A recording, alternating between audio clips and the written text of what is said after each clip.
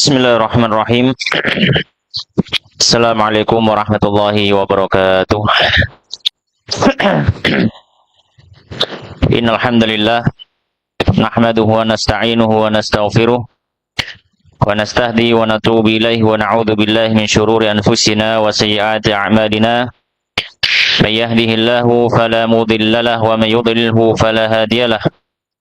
Asyhadu an la ilaha illallah wahdahu la syarika lah wa asyhadu anna Muhammadan 'abduhu wa rasuluh safiyuhu wa khaliluh salawatullahi wa salamuhu alaihi wa ala alihi wa ashabi ajma'in. Ya ayyuhalladzina amanu taqullaha haqqa tuqatih wa la tamutunna illa wa antum muslimun. Amma ba'd. Ma'asyiral muslimin, jamaah rahimani wa rahimakumullah.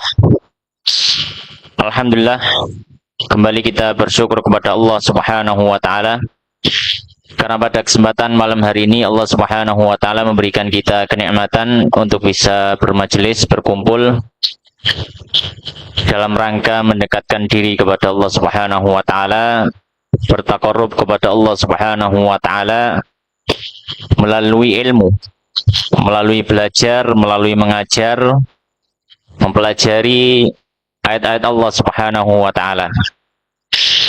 Dan insyaallah malam hari ini kita masih melanjutkan serial pembahasan dari kitab tafsir As-Sa'di yang ditulis oleh Syekh Abdurrahman Ibni Nasir As-Sa'di rahimahullah taala, salah satu kitab tafsir yang mana pada pembahasan yang sebelumnya kita membahas ayat yang ke-22 di mana Allah Subhanahu wa taala menyampaikan dalam surat Al-Baqarah ayat 22, A'udzubillahi minasyaitonir rajim. Alladzi ja'ala lakumul arda firasya was samaa'a binaa'a wa anzala minas samaa'i maa'a fa akhraja bihi minats tsamarati rizqan lakum. Fala taj'alu lillahi andadan wa antum ta'lamun. Yang mana penulis yaitu Syekh Abdurrahman As-Sa'di dalam tafsirnya beliau menjelaskan makna daripada ayat yang ke-22 ini, dan ada sedikit bagian yang belum kita baca dari penjelasan ayat ke-22 ini yang dijelaskan oleh Syekh Abdurrahman As-Sa'di dalam tafsirnya. Maka kita baca terlebih dahulu penjelasan lanjutan dari ayat ke-22 ini. Kemudian nanti kita akan memasuki ayat yang berikutnya, ayat yang ke-23 dan seterusnya. Faqala al-musannifu rahimallahu ta'ala wa nafa'ana bi ilmi fid dunya wal akhirah wa dakhalahu fasya jannatihi wa taghammadahu bi rahmatihi Allahumma amin. Beliau menyampaikan di akhir tafsir dari ayat 22, di antara faedah ayat 22 ini apa? Ketika Allah sudah menyebutkan, menunjukkan bagaimana Allah Subhanahu wa taala itu adalah pencipta dari alam semesta ini. Dan Allah Subhanahu wa taala yang memberikan rezeki kepada makhluk-makhluk yang butuh rezeki di alam semesta ini. Kemudian Allah Subhanahu wa taala menutup, fala taj'alu lillahi andadan. Ya, maka janganlah kalian menjadikan bagi Allah tandingan-tandingan dan juga sandingan yang kalian ibadahi sebagaimana beribadah kepada Allah. Wa antum ta'lamun, sedangkan kalian mengetahui. Maka penulis dalam tafsirnya beliau menjelaskan, qala wa hadhil ayatu, dan ayat ini yaitu ayat 22 dari surat Al-Baqarah, jama'at bainal amri, mengumpulkan antara perintah bi'ibadatillahi wahdahu, dengan beribadah kepada Allah semata, wan nahya an ibadati ma siwahu, dan larangan dari beribadah kepada selain Allah. Maka di antara faedah ayat yang ke-22 ini adalah bagaimana Allah Subhanahu wa taala bukan hanya memerintahkan supaya manusia untuk beribadah kepada Allah, dan bukan hanya melarang bahwasanya manusia jangan menyembah selain Allah, tapi menggabungkan keduanya. Maka ini penting. Ya, tidak bisa dipisahkan dalam kalimat tauhid antara perintah untuk beribadah kepada Allah dan larangan menyembah selain Allah. Kalau ini dipisahkan, maka terjadi kecacatan dalam amaliyah tauhid kita. Maka di mana dalam ayat 22 atau sebelumnya ayat 21, ya, dan ayat 22. Ayat 21, ayat 22, ayat 21 Allah memerintahkan untuk ibadah, ditutup di ayat 22 melarang dari perbuatan syirik. Ya. Maka ini perintah yang penting dan larangan yang penting. Maka kata beliau, maka ayat ini mengumpulkan antara perintah untuk beribadah kepada Allah, bertauhid, dan larangan dari perbuatan syirik. Wa bayanud dalilil bahir. Ya. Wa bayanid dalilil bahir, dan penjelasan ya dari bukti yang sangat jelas ala wujubi ibadatihi, atas kewajiban beribadah kepada Allah semata, wa butlani ibadati ma siwahu, dan kebatilan peribadatan kepada selain Allah Subhanahu wa taala. Maka di antara faedah ayat ini juga Allah Subhanahu wa taala menjelaskan di ayat 21 22 ini, bahwasanya di dalam dua ayat ini ada bukti kewajiban kita untuk beribadah kepada Allah Subhanahu wa taala, dan bukti kebatilan kalau kita beribadah kepada selain Allah. Ya. Wa huwa dzikru tauhidir rububiyah, dan bukti tersebut adalah penyebutan tentang tauhid rububiyah. Tauhid rububiyah adalah apa yang Allah Subhanahu wa taala memiliki hak terhadapnya dari penciptaan dan kepemilikan alam semesta. Itu tauhid rububiyah. Ya, tauhid rububiyah. Maka di dalam ayat ini ada penjelasan tentang rububiyatillah, tentang keroban daripada Allah Subhanahu wa taala, ketuhanan daripada Allah Subhanahu wa taala. Maka Allah Subhanahu wa taala dijadikan Tuhan, dijadikan satu sosok yang diibadahi bukan tanpa alasan, tapi dengan alasan yang sangat jelas. Itu karena Allah adalah Rabb, maka dia adalah ilah. Karena Allah adalah pencipta, pengatur, pemilik alam semesta, maka dialah Tuhan yang disembah. Itu buktinya. Maka dalam ayat ini beliau sebutkan ada penyebutan tentang tauhid rububiyah al-mutadhammini infiradahu, yang dalam tauhid rububiyah ini juga mengandung makna keesaan Allah Subhanahu wa taala bil khalqi, dalam penciptaan, war rizqi, dalam memberikan rezeki, wa tadbiri, dan dalam pengaturan. Maka tidak ada yang ikut bersanding bersama Allah dalam menciptakan alam semesta. Ya.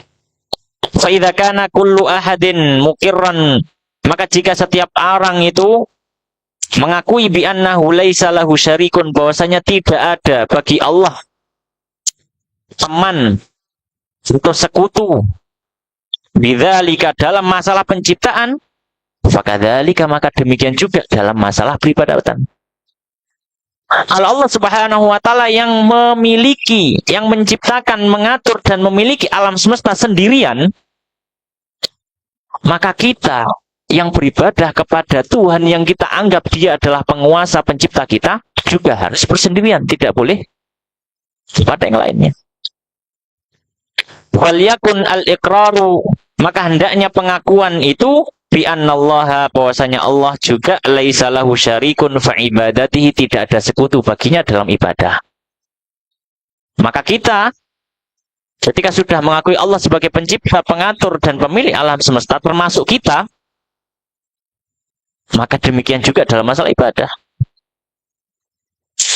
Dan kata beliau, wa hadza awdahu dalilin aqliyyin, dan ini adalah yang paling jelas dari bukti logis, ya, bukti logis, bukti akal, ala wahdaniyatil bari ta'ala, atas keesaan Allah subhanahu wa ta'ala dalam segala hal, mau dalam menciptakan alam semesta, mau dalam menguasai, mau dalam memiliki, atau dalam yang berhak diibadahi oleh makhluknya di alam semesta ini. Wa butlani syirki, dan kebatilan daripada perbuatan syirik. Kemudian Allah Subhanahu wa taala menutup ayat 22 dari surat Al-Baqarah dengan mengatakan la'allakum tattaqun. Allah sudah menjelaskan ayat 21, ya ayyuhan nasu u'budu rabbakum alladzi khalaqakum walladzina min qablikum la'allakum tattaqun alladzi ja'ala lakumul arda firasya, dan seterusnya. Allah jelaskan rububiyatillah, Allah jelaskan bagaimana Allah ini adalah pencipta dan seterusnya. Kemudian Allah tutup di ayat 22 la'allakum tattaqun. Ya, semoga kalian bertakwa. Maka penutup dari ayat ini yang mengatakan semoga kalian itu bertakwa, kata musannif yahtamilu, ya, dia memiliki beberapa kemungkinan arti. Jadi ayat la'allakum tattaqun ketika menutup ayat 22, kata musannif dia punya beberapa tafsiran. Ada kemungkinan penafsiran dari ayat ini la'allakum tattaqun. Penafsiran yang pertama, kata beliau, annal makna, bahwasanya maksud dari ayat la'allakum tattaqun annakum idza abadtumullah, maksudnya jika kalian mau beribadah kepada Allah wahdahu semata, ittaqaitum bidzalika, kalian bisa menjaga diri kalian dengan tauhid itu, dengan ibadah itu, sukhtahu wa adabahu, dari kemurkaan dan adabnya. Kenapa li'annakum ataitum bisababid dafi' lidzalik, kalian karena kalian sudah menghadirkan sebab yang bisa menghalau dari semua itu. Maka tafsiran yang pertama dari ayat la'allakum tattaqun adalah ketika kalian itu mau beribadah kepada Allah sebagaimana yang Allah perintahkan di ayat 21-22, maka kalian sudah menjaga diri kalian dari api neraka. Ya. Karena takwa, ittaqayataki, takwa itu berasal dari kata waqayaki yang artinya menjaga.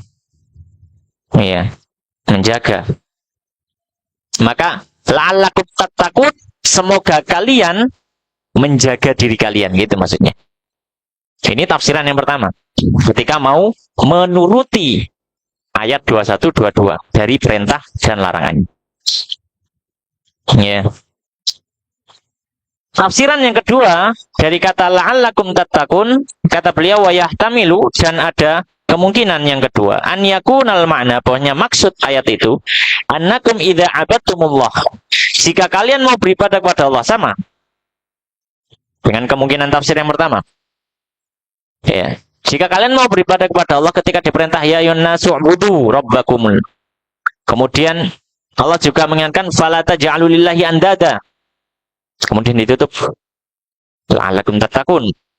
Maka kata beliau kemungkinan tafsir yang kedua, maksudnya apa? Jika kalian mau beribadah kepada Allah sesuai perintah, sirtum minal muttaqin al mausufin bittaqwa, maka kalian menjadi orang-orang yang disifati dengan ketakwaan dan termasuk golongan orang yang bertakwa. Itu tafsiran yang kedua. Ya. Dan kata beliau, dari dua penafsiran ini, kata beliau, Syekh Abdurrahman Sa'di, beliau memberikan kesimpulan, wakilal maknanya ini sahihun. Kata beliau, dan semua atau dua dari maksud atau tafsiran ayat ini, dua-duanya benar. Mau tafsiran yang pertama, yaitu ketika kalian mau beribadah sesuai perintah, maka kalian akan menjaga diri dari murka dan azabnya Allah. Atau tafsiran yang kedua, jika kalian beribadah kepada Allah sesuai dengan yang diperintahkan di ayat ini, maka kalian termasuk golongan orang yang bertakwa dan disifati dengan ketakwaan. Maka kata beliau, dua-dua penafsiran ini benar, tidak ada masalah. Wahuma mutalazimani, dan dua penafsiran ini saling berhubungan, saling bertautan. Ya. Dari sisi mana ada hubungannya dua penafsiran ini? Kata beliau, faman atabil ibadah, maka siapapun yang dia datang membawa ibadah, ya kamilatan, secara sempurna, ibadah sesuai perintah, kana minal muttaqin, maka otomatis dia termasuk orang yang bertakwa. Wa man kana minal muttaqin, dan siapapun yang termasuk dari golongan orang yang bertakwa, hasalat lahun najata, maka hasalat lahun najatu, maka akan mendapatkan pada dirinya keselamatan min adzabillahi azza wajal, dari azab Allah subhanahu wa ta'ala, wa sukhtihi, dan kemurkaannya. Maka orang yang mau beribadah kepada Allah dan tidak menjadikan sekutu bagi Allah, maka dia menjadi orang yang bertakwa, disifati dengan ketakwaan, dan dia akan terselamatkan dari azab Allah subhanahu wa ta'ala dan murkanya. Maka ini penutup daripada ayat 21-22. Nah, sekarang kita memasuki ayat yang berikutnya, yaitu ayat 23 dan juga 24. Dalam surat Al-Baqarah ayat 23 dan juga 24, Allah subhanahu wa ta'ala melanjutkan, A'udzu billahi minasyaitonir rajim. Wa in kuntum fi raibin mimma nazzalna 'ala 'abdina fa'tu bisuratin min mithlihi wad'u syuhada'akum min dunillahi in kuntum shadiqin. فَإِن لَّمْ تَفْعَلُوا وَلَن تَفْعَلُوا فَاتَّقُوا النَّارَ الَّتِي وَقُودُهَا النَّاسُ وَالْحِجَارَةُ أُعِدَّتْ لِلْكَافِرِينَ. Yang artinya Allah Subhanahu wa taala menyampaikan, wa in kuntum fi raibin, dan jika kalian berada dalam keraguan. Raib maknanya keraguan, syak. Ragu dari apa? Mimman nazzalna, dari apa yang sudah kami turunkan, kata Allah. Wahai manusia, jika kalian ragu, terbersit dalam hati kalian keraguan, apakah ini benar dari Allah atau tidak? Ragu terhadap apa? Dari apa yang sudah diturunkan Allah. Wala abdina, atas hamba kami. Siapa hamba yang dimaksud di sini?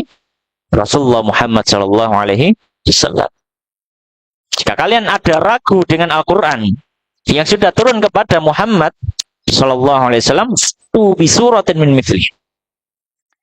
Satu, maka datanglah kalian bisuratin, dengan membawa satu surat, min mithlihi, yang seperti apa yang diturunkan pada Muhammad. Buat satu surat yang seperti Al-Quran.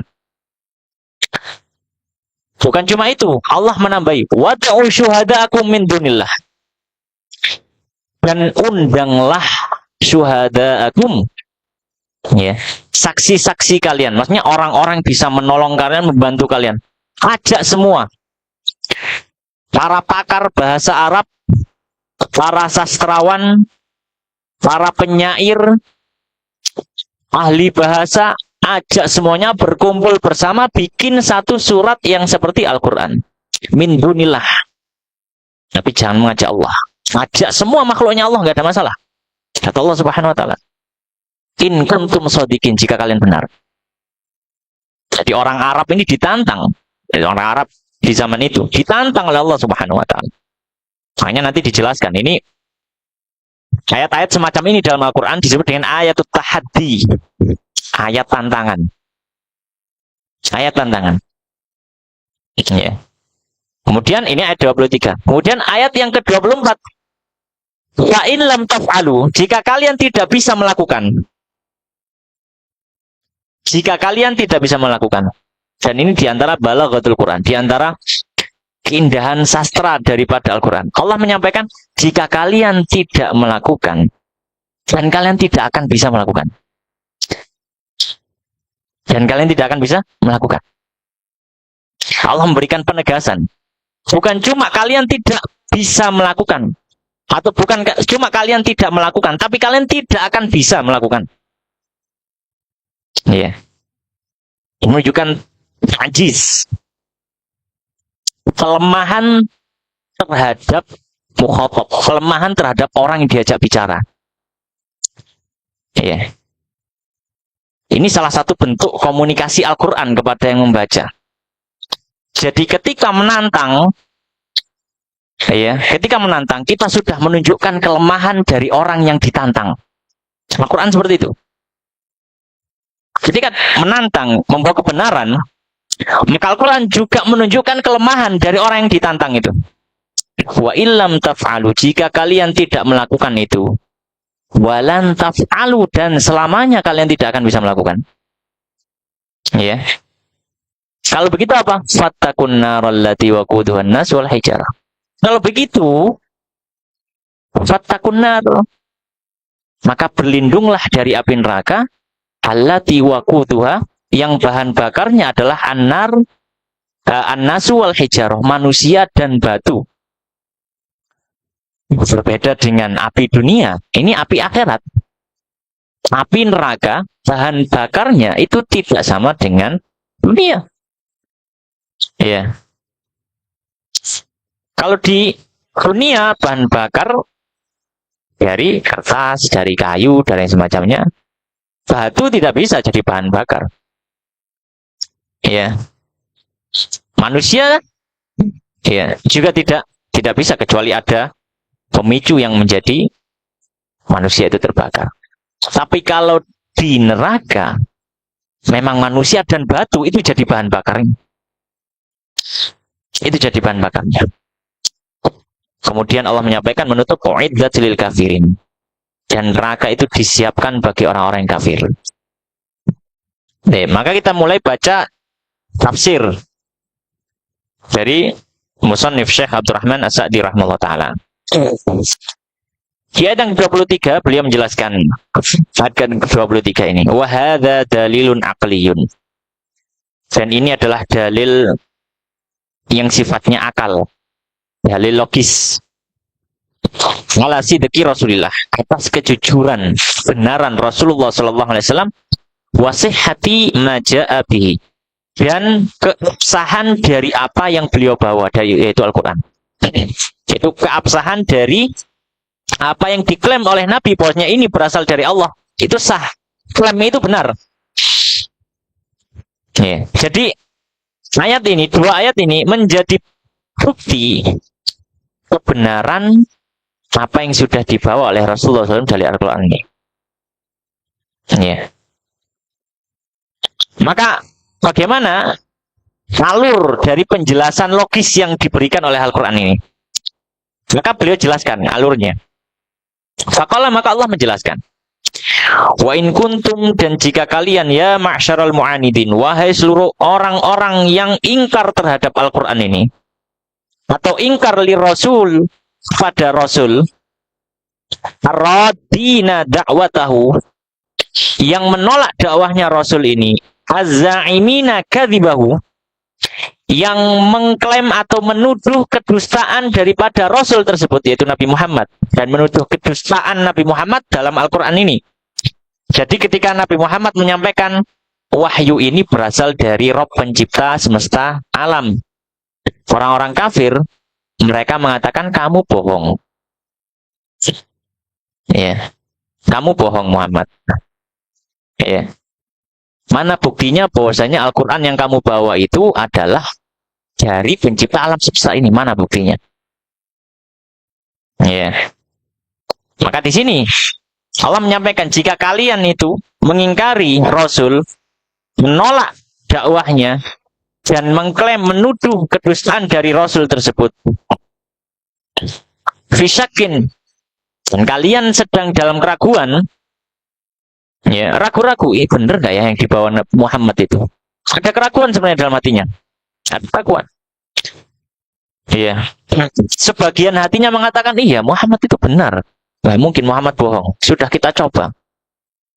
Ya, kita sudah hidup bersama Muhammad. Orang-orang Mekah seperti itu, sebagiannya. Dan Muhammad gak pernah bohong. Tapi di sisi lain ada keraguan dalam hatinya. Iya. Tapi apakah benar itu yang dibawa oleh Muhammad itu memang dari Tuhan pencipta alam? Iya. Wastibahin.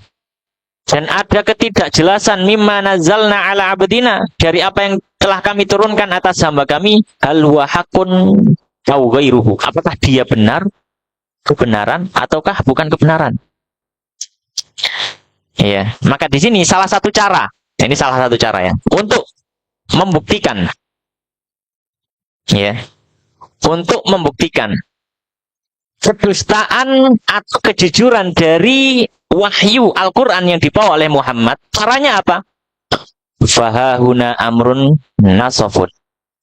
Maka di sini ada satu hal yang jadi penengah. Fihil faisalatu bainakum wa bainahu. Di situ akan terlihat pemisah antara kalian dengan Muhammad itu.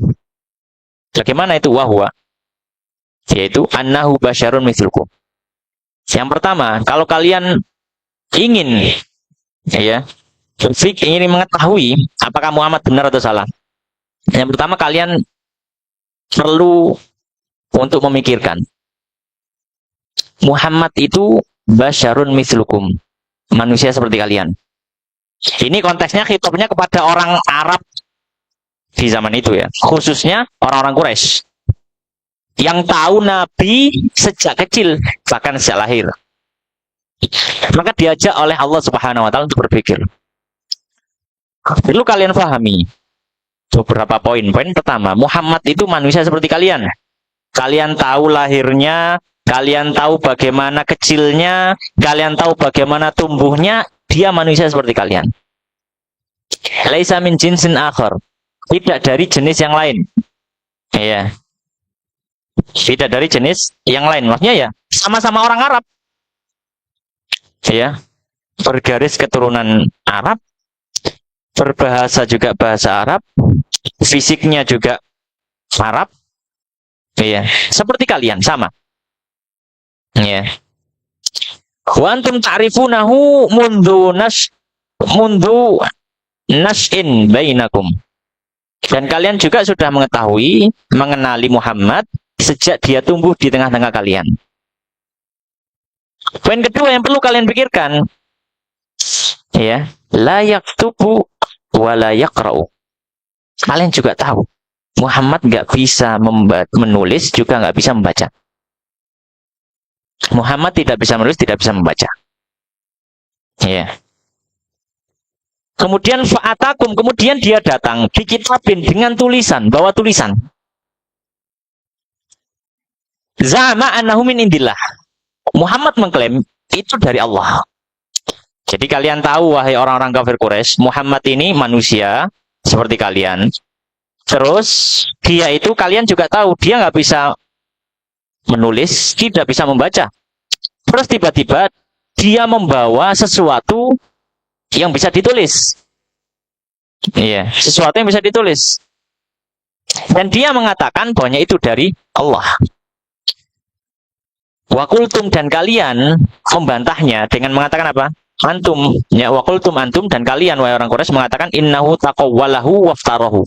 Sesungguhnya Muhammad itu yang membuat-buatnya, yang mengadakannya. Taqawwalah itu iya, dia sendiri yang membuat ucapan-ucapan itu, waftarahu, dan dia yang membuat kalimat-kalimat itu.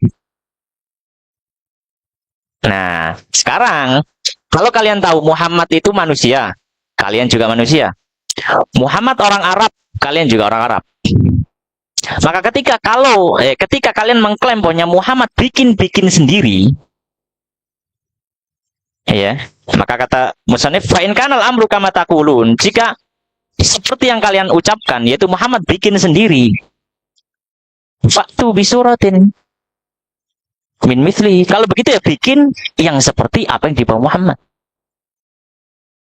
Apa bedanya Muhammad dengan kalian? Sama-sama manusia, sama-sama orang Arab, bisa berbahasa Arab, Mungkin dalam urusan syair kalian lebih hebat.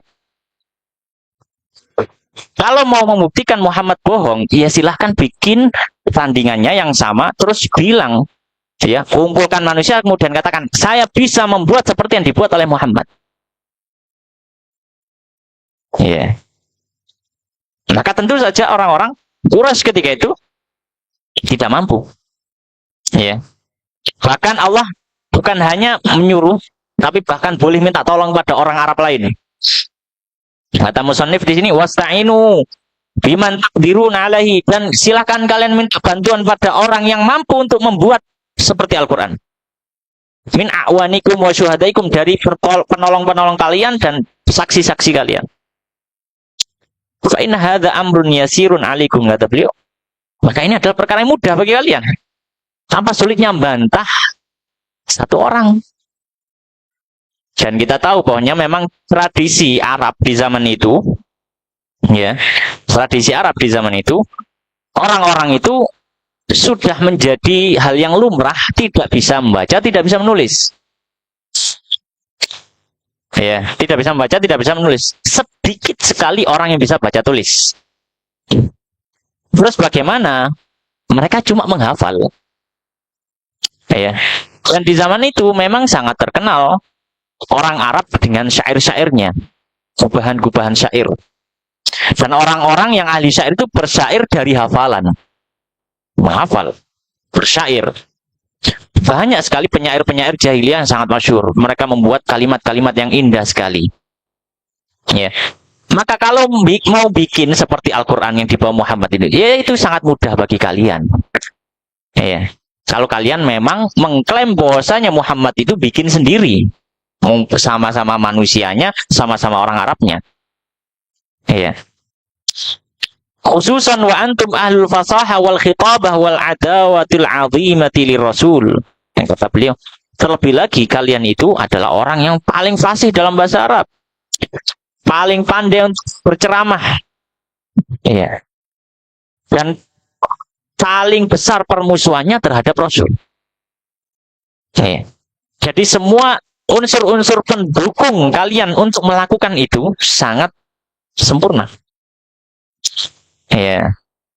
Tapi ternyata sampai detik ini tidak ada satu orang pun yang bisa membuat sesuatu yang sama dengan Al-Quran. Kalaupun ada yang pernah mencoba, orang yang ngerti bahasa Arab, paling enggak dia paham bahasa Arab, pasti akan mengetahui ini bukan Al-Quran. Nggak perlu nunggu hafid Quran. Ya, dia orang yang belajar bahasa Arab saja akan mengetahui. Karena ada perasaan yang berbeda ketika Al-Quran dibaca kemudian bahasa Arab dibaca. Sangat berbeda. Jadi bentuk sastra di dalam Al-Quran itu tidak seperti umumnya sastra Arab. Sangat berbeda sekali. Iya, sangat berbeda sekali. Maka kata beliau, wa in lam ta'tu bi suratin min mithli, jika kalian tidak mau datang membawa surat yang seperti Al-Qur'an, wa ajaztum ghayatal ajzi, dan kalian memang tidak mampu. Ya. Sudah di puncak dari ketidakmampuan, walan ta'tu bi suratin min mithli, dan kalian tidak akan mampu juga untuk membuatnya, semacamnya. Ya. Walakin hadat takim ala wajhil insaf wa tanazzul ma'akum.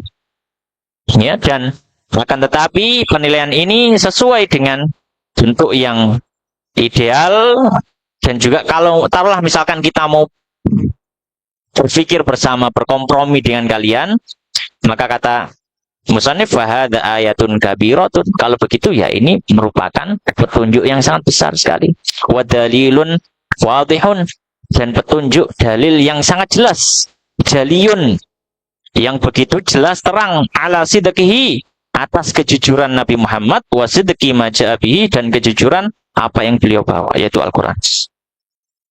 Maka itu menjadi bukti. Ya, maka itu menjadi bukti. Ya. Maka kalau akhir-akhir ini atau mungkin manusia yang datang belakangan, ya, atas nama pengetahuan modern atau yang kayak bahasa-bahasa mereka, ya, orang-orang Arab orientalis itu, Dan mereka mengatakan Al-Quran ini adalah hasil karya dari Muhammad. Mereka mengagumi Nabi Muhammad. Ada sebagian orang-orang kafir semacam itu mengagumi Muhammad karena bisa dalam tanda kutip membuat Al-Quran yang semacam ini, buku pedoman ini. Maka ini sebenarnya salah kaprah pemahaman semacam ini. Meskipun mereka mengagumi Nabi Muhammad, tapi salah, pola pikirnya salah. Karena dikira Al-Quran ini bikinan, buatan manusia. Buatan manusia. Dan klaim semacam ini, Al-Quran buatan manusia, Al-Quran buatan manusia, itu bukan klaim baru sebenarnya. Itu bukan klaim modern, itu bukan hasil dari penelitian modern dan seterusnya, tidak. Pemikiran sesat semacam itu hari ini itu sudah dipikirkan dengan oleh orang-orang kafir 1448 tahun yang lalu. Sudah dipikirkan. Ya. Makanya ada yang mengatakan bahwanya sebenarnya kesesatan itu konsepnya sama. Konsep kesesatan itu sama. Yang berbeda hanya istilah. Yang berbeda hanya bungkus. Dan seterusnya. Tapi konsepnya sebenarnya sama. Konsepnya sama. Ya, kesesatan yang terjadi hari ini itu juga sudah pernah terjadi ratusan bahkan ribuan tahun yang lalu. Ya, ribuan tahun yang lalu. Ya. Baik. Maka kata musannif, maka kalau kita sudah tahu, wahai orang Quraisy, kalau kalian sudah paham tentang hal tersebut, kata beliau, fayata'ayyanu 'alaikum ittiba'uhu. Maka kalau begitu, tidak ada solusi lain, ya, tidak ada jalan lain kecuali wajib atas kalian untuk mengikuti. Karena klaim kalian sudah terbantah. Kalian sudah disuruh menghadirkan surat yang seperti Al-Quran, tapi kalian tidak mampu. Tidak mampu. Ya, bahkan ada satu kisah, ya, bahwasanya Musailamah Al-Kadzdzab, beliau mencoba untuk membuat semacam Al-Quran. Ya, beliau membuat tentang fil, gajah. Ya, rencananya mau seperti surat Al-Fil. Alam tara kaifa fa'ala rabbuka bi ashabil fil, alam yaj'al kaidahum fi tadlil wa arsala 'alaihim tayran ababil tarmihim bi hijaratin min sijil faj'alahum ka'asfin ma'kul. Dia bukan fil. Ya, jismuhu kabir wa dhanbuhu qasir. Ya. Dan seterusnya, wa anfuhu tawil. Jadi orang yang memahami bahasa Arab itu dengar saja sudah kok keri, kok gini sih, keri sudah. Bahkan orang-orang Arab yang di zaman itu ketika mendengar suratnya Musailamah itu mereka sudah tahu ya, siki gaenane Musailamah ini jauh sekali, ya, jauh sekali, nggak bisa. Tata bahasanya, sastranya itu sangat-sangat berbeda dengan sastra umumnya orang Arab. Sastra umumnya orang Arab, dan itu diakui oleh orang-orang Arab yang ahli sastra itu. Baik. Maka kalau begitu tidak ada alasan lagi sehingga kalian hendaknya mengikuti. Fayata'ayyanu 'alaikum ittiba'u, maka sudah menjadi konsekuensi atas kalian untuk mengikutinya, wattiqa'un nari allati balaghat fil hararatil 'azimah. An kana waquduhan nas wal hijarah, di mana bahan bakarnya neraka itu adalah manusia serta batu. Laisat kanari dunia, api neraka tidak seperti api dunia. Allati innama tutaqadu bil hatab, yang mana api dunia itu dinyalakan dengan kayu bakar yang kering. Itu pun yang kering, yang basah sulit. Iya, cuma keluar asap saja, nggak keluar api. Yang kering. Wa hadhihi narul mausufatu mu'addatun wa muhayyatun lil kafirin. Dan neraka yang disifati semacam itu, yang sangat-sangat panas dan seterusnya, sudah disiapkan untuk orang-orang yang kufur billahi wa rusulih terhadap Allah dan Rasulnya. Ya, uiddat lil kafirin. Fahdharul kufra bi rasulihi, maka berhati-hati. Ini pelajarannya untuk kita. Pelajarannya untuk kita. Itu tadi kan penjelasan tentang ayat ini ketika berdialog dengan orang-orang Quraisy. Nah, sekarang faedahnya untuk kita apa? Fahdharul kufra bi rasulihi. Maka hati-hatilah kalian dari kufur terhadap Rasulullah. Ba'dama tabayyana lakum annahu Rasulullah, setelah jelas bagi kalian bahwa itu adalah Rasulullah. Ya. Kemudian beliau memberikan penjelasan lagi. Ya. Yaitu apa? Ayat ini biasa disebut oleh para mufassirin dengan ayat tahaddi. Ayat-ayat yang semacam ini. Ayatut tahaddi. Tahaddi artinya tantangan. Maka beliau menyampaikan wahadil ayatu, dan ayat ini wa nahwuha dan yang semacamnya yusammunaha, mereka menamainya dengan ayat tahaddi, ayat tantangan. Ya. Ayat tantangan. Jadi kalau kita dapati, dan bukan cuma satu ayat tantangan di dalam Al-Quran, itu bukan cuma satu, ada beberapa. Yang mana inti daripada ayat tantangan itu apa? Wahwa ta'jizul khalqi, menunjukkan kelemahan makhluk. Jadi fungsi, faedah daripada adanya ayat tahaddi di dalam Al-Quran menunjukkan lemahnya kita sebagai makhluk. Kenapa? Karena kita tidak mampu untuk menjawab tantangan itu. Dan itu sudah, tantangan ini abadi dari sejak 15 abad yang lalu sampai hari ini. Bahkan nanti sampai yaumul qiyamah, ayat tantangan ini abadi. Ya.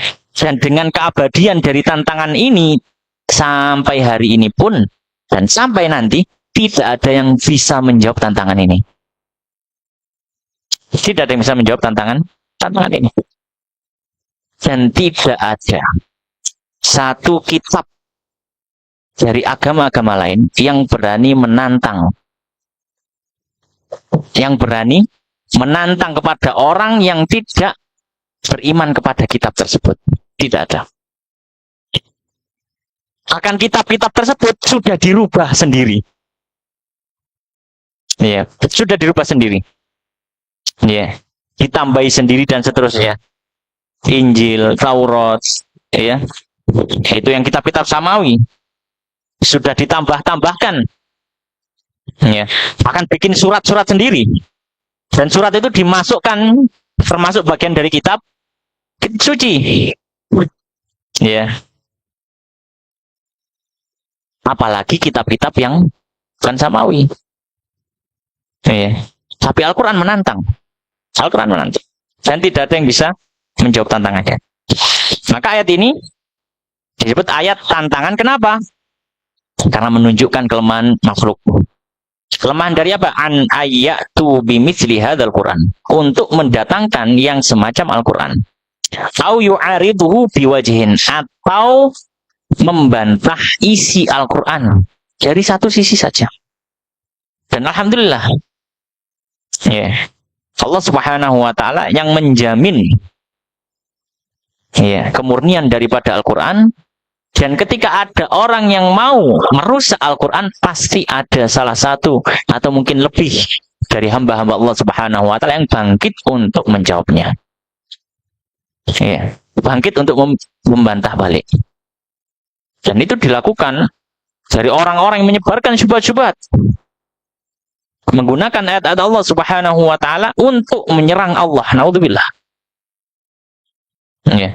Mengatakan Al-Quran ini ayat yang ada ayat-ayat yang kontradiktif. Al-Quran ini ada ayat yang sudah nggak relevan, sudah nggak cocok untuk hari ini. Ya. Di sana bilang A, di sini bilang B. Semuanya sudah dijelaskan, dibereskan oleh para ulama. Alhamdulillah. Memang Allah Subhanahu wa ta'ala menjamin hal tersebut. Ya.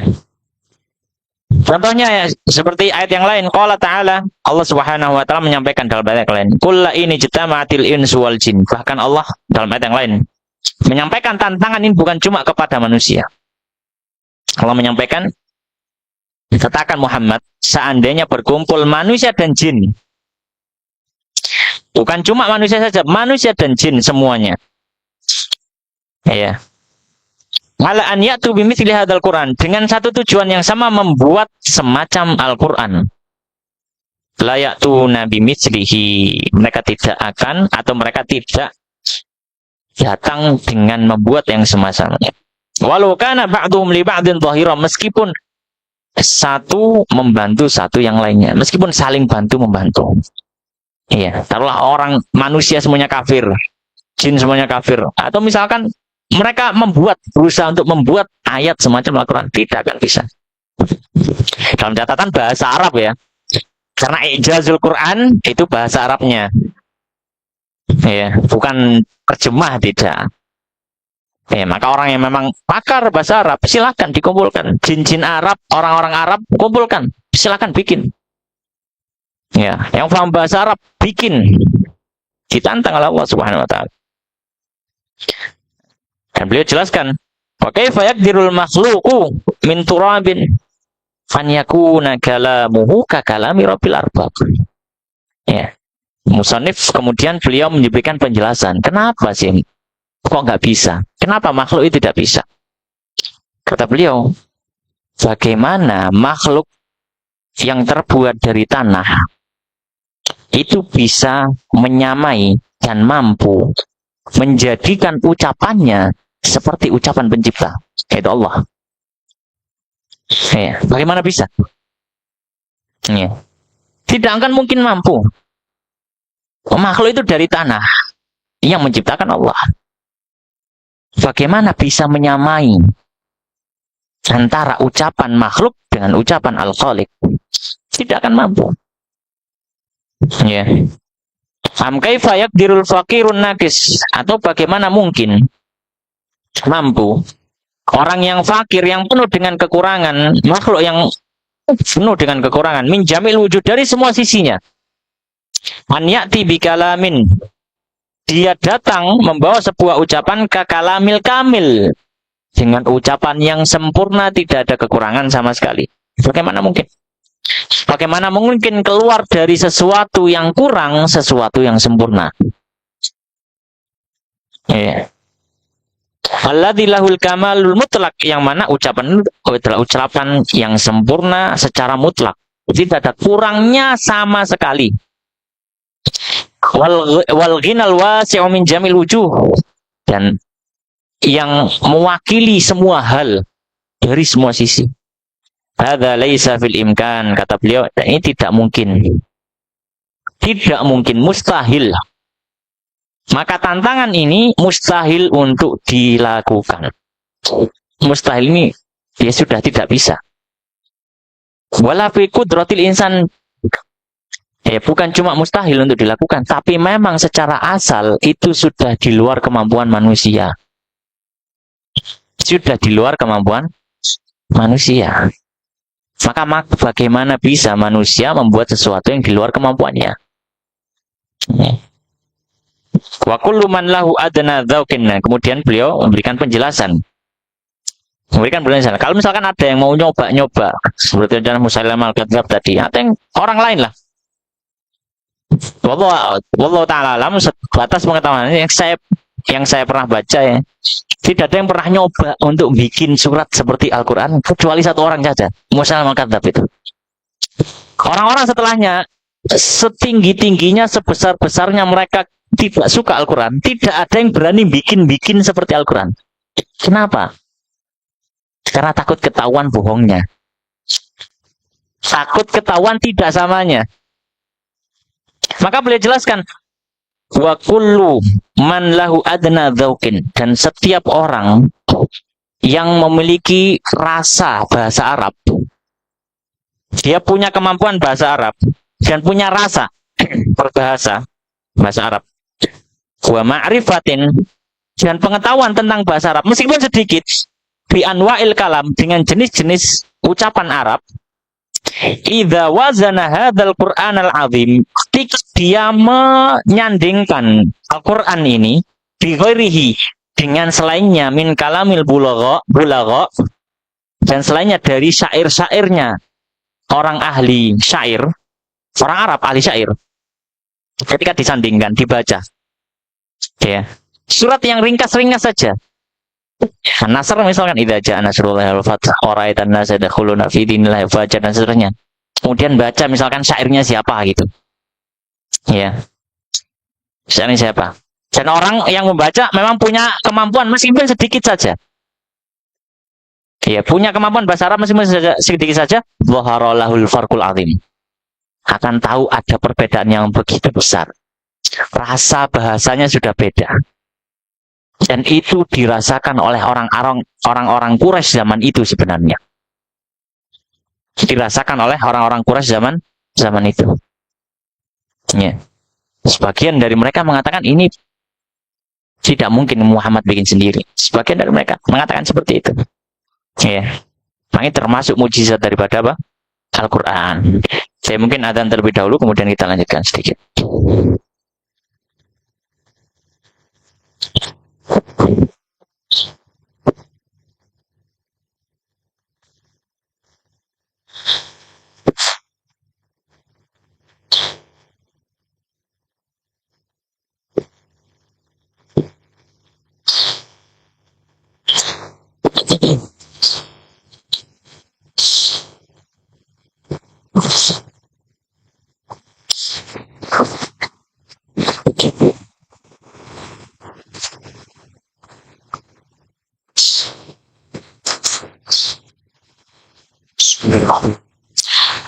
أشهد أن لا إله إلا الله وأشهد أن محمد رسول الله صلى الله عليه وسلم لا حول ولا قوة إلا بالله العلي العظيم اللهم صل وسلم وبارك على سيدنا محمد وعلى آل سيدنا محمد الله يا كريم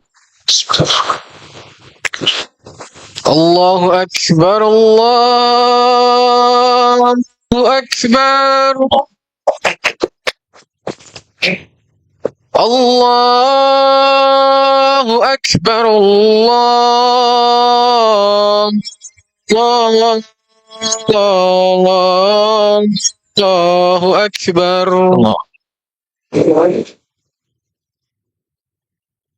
أشهد أن لا إله إلا الله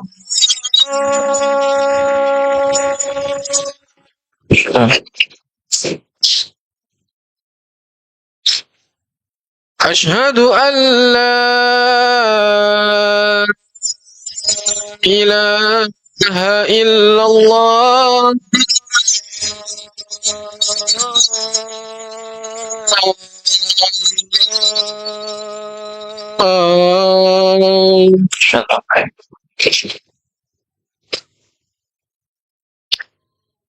أشهد أن محمد رسول الله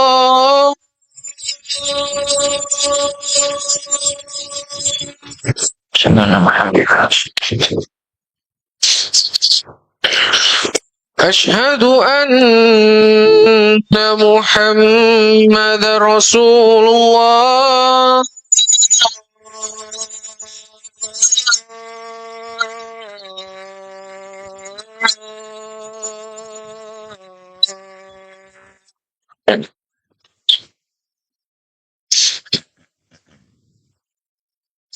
حي على الصلاة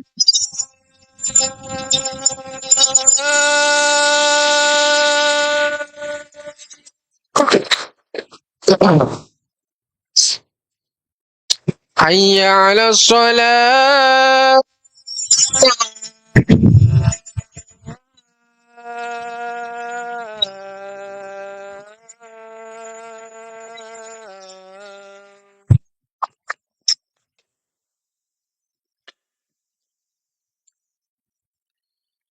حي على الفلاح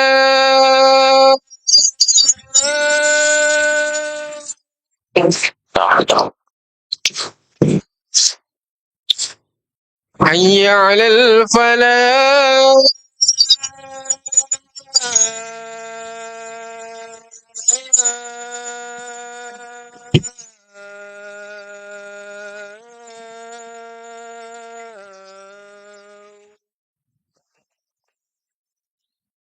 Allahu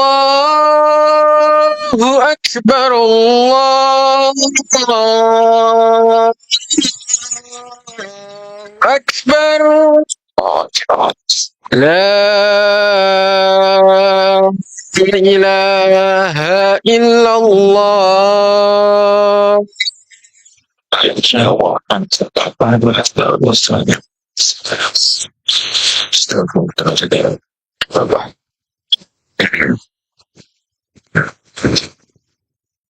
Kita lanjutkan sedikit.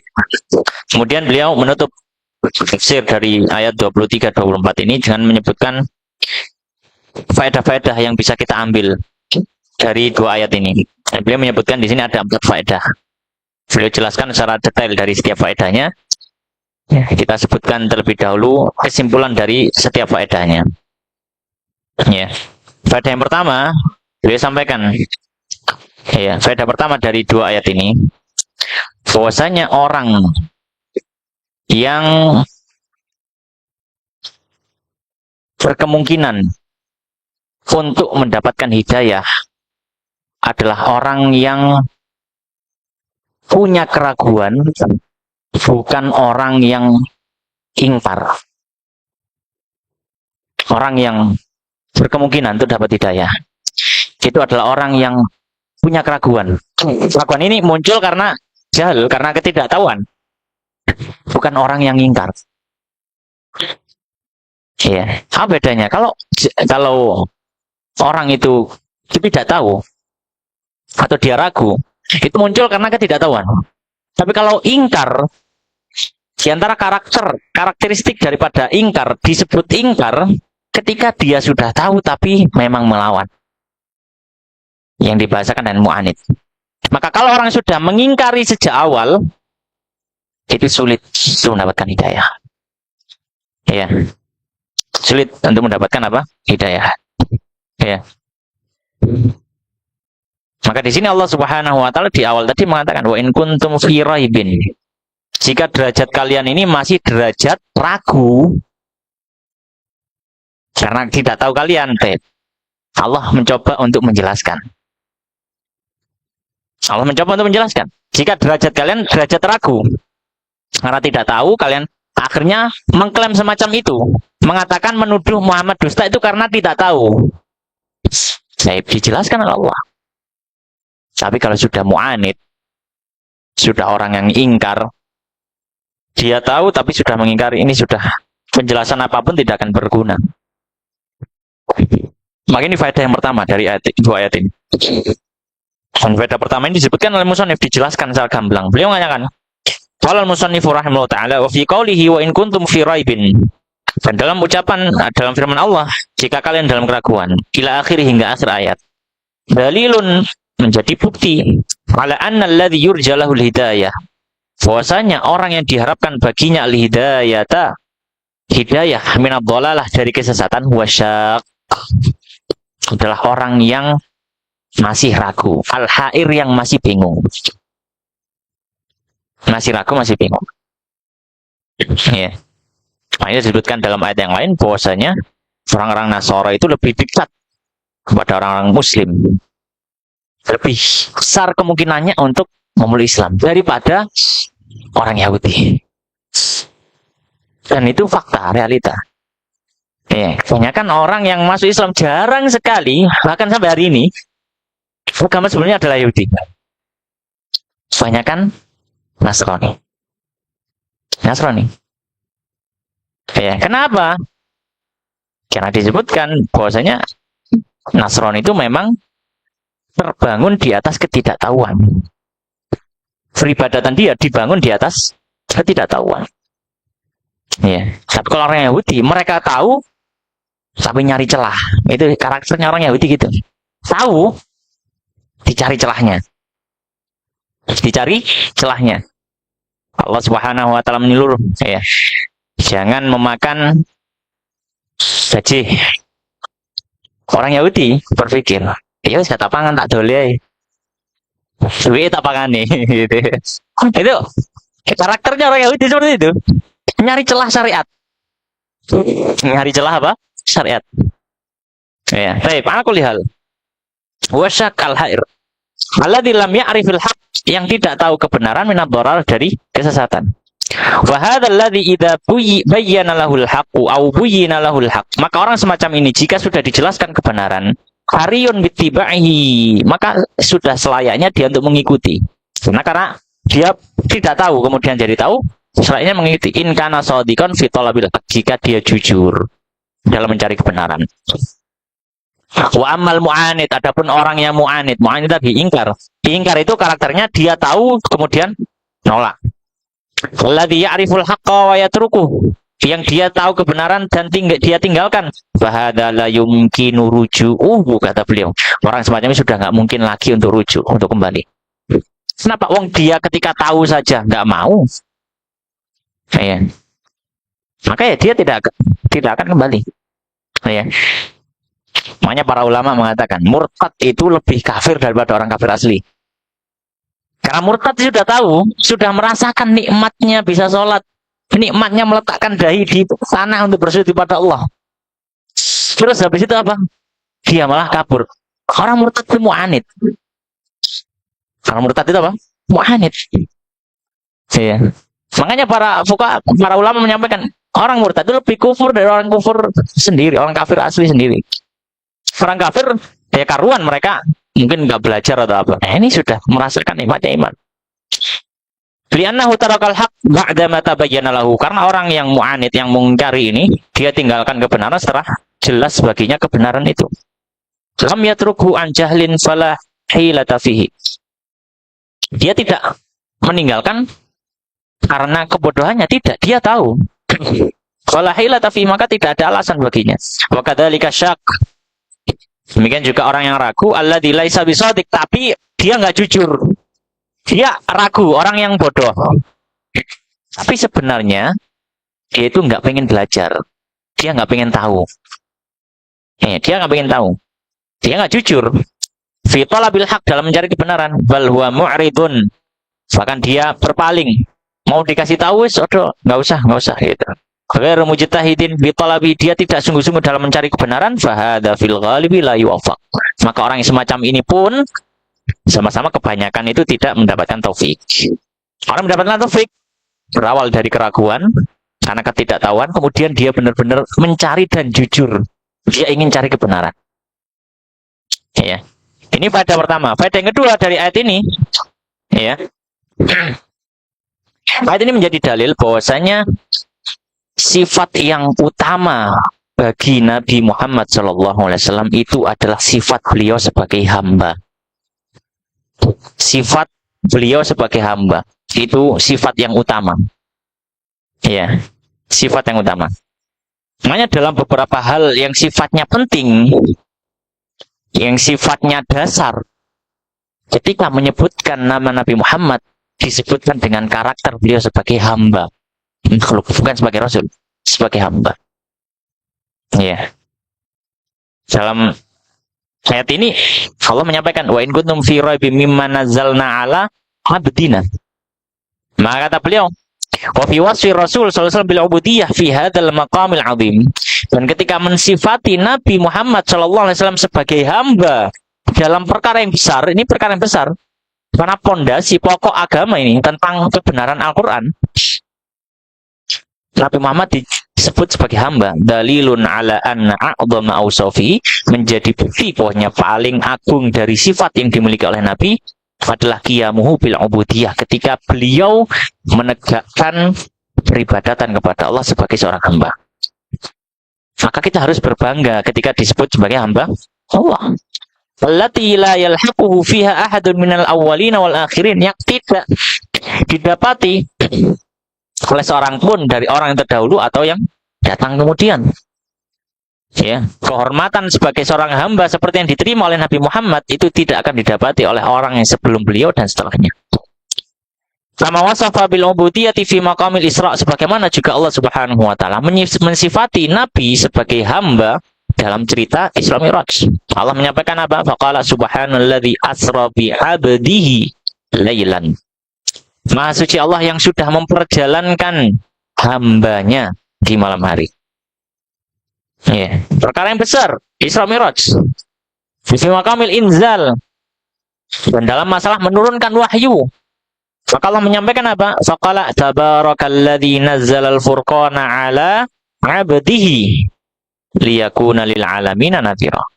Maha suci Allah yang telah menurunkan Al-Furqan, yaitu Al-Quran, atas hambanya, supaya dia menjadi pengingat bagi seluruh alam semesta. Nah, ini faedah yang kedua. Faedah yang ketiga,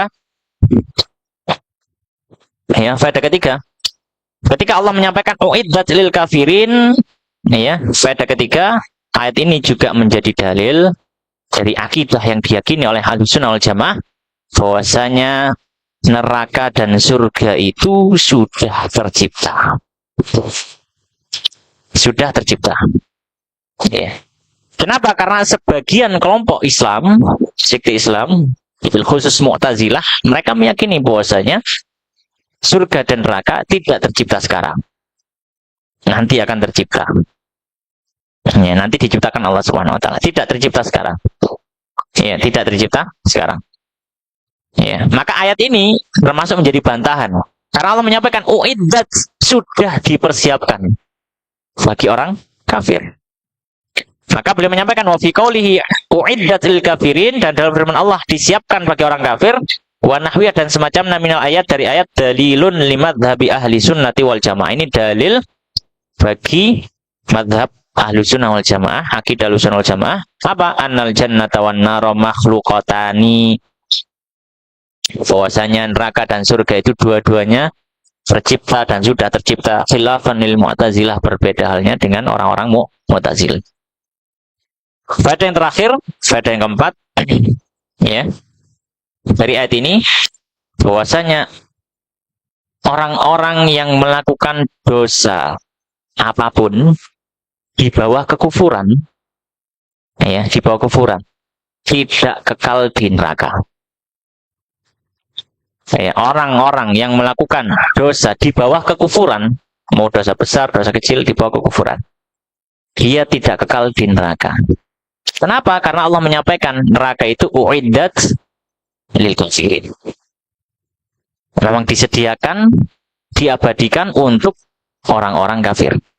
Maka beliau menyampaikan wa fiha aydan, dan di dalam ayat ini juga annal muwahhidin, banyak orang yang bertauhid, orang muslim, wa ini irtakabu ba'dal kabair, meskipun mereka melakukan dosa-dosa besar, la yukhalladuna finnar, mereka tidak akan dikekalkan di neraka.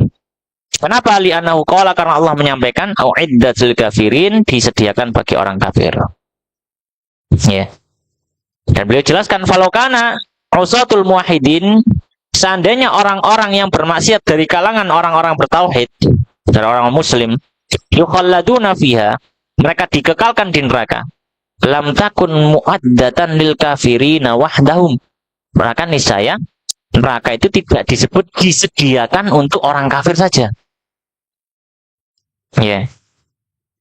Jadi ketika Allah menyampaikan ini disediakan untuk orang kafir, pasti ada rahasianya. Disediakan untuk orang kafir. Nah, bukankah kita tahu orang muslim juga bisa masuk neraka? Iya. Tapi konteksnya ketika Allah menyampaikan ayat ini adalah disediakan untuk kekekalan. Maka yang disebutkan hanya orang kafir. Kalau yang dimaksud konteksnya adalah disediakan untuk siapapun yang punya potensi masuk, tentu Allah tidak akan mengatakan uiddatul kafirin saja. Karena orang muslim yang berdosa juga punya potensi masuk neraka. Jadi ini konteksnya adalah untuk yang kekal saja. Itu kata beliau. Khilafanil khawarij wal mu'tazilah. Berbeda juga dengan akidahnya orang khawarij dan juga mu'tazilah. Yang mereka mengatakan apa? Mereka mengatakan bahwa pelaku dosa besar kekal di neraka. Akidah Ahlussunnah tidak. Selama dia bertauhid, dia beribadah hanya kepada Allah, tidak kufur, tidak murtad, tidak berbuat syirik besar yang mengeluarkan dari agama maksudnya, maka dia punya kesempatan untuk keluar dari neraka. Wa fiha dalalatun ala annal adzaba mustahaqqun bi asbabihi. Faedah ada 5 berarti ya. Dan faedah terakhir bahwasanya ayat ini juga menjadi dalil bahwasanya azab itu didapatkan ketika makhluk melakukan sebab-sebab yang mengantarkan dia kepada azab. Jadi bukan tiba-tiba dia diazab begitu saja, tidak mungkin. Tidak mungkin. Apa sebabnya? Wahwal kufru, yaitu kafiran. Wa anwa'ul ma'asi, dan berbagai macam jenis kemaksiatan ala ikhtilafiha, yang bentuknya berbagai macam. Demikian yang bisa kita bahas pada kesempatan malam hari ini. Yang lebihnya mohon maaf. Insyaallah kita akan lanjutkan pada ayat-ayat berikutnya. Aqulu qouli hadza wa astaghfirullah li wa lakum. Kita tutup dengan doa kafaratul majelis. Subhanakallahumma bihamdika asyhadu an la ilaha illa anta astaghfiruka wa atubu ilaik wa akhiru da'wana alhamdulillahi rabbil alamin. Wassalamualaikum warahmatullahi wabarakatuh.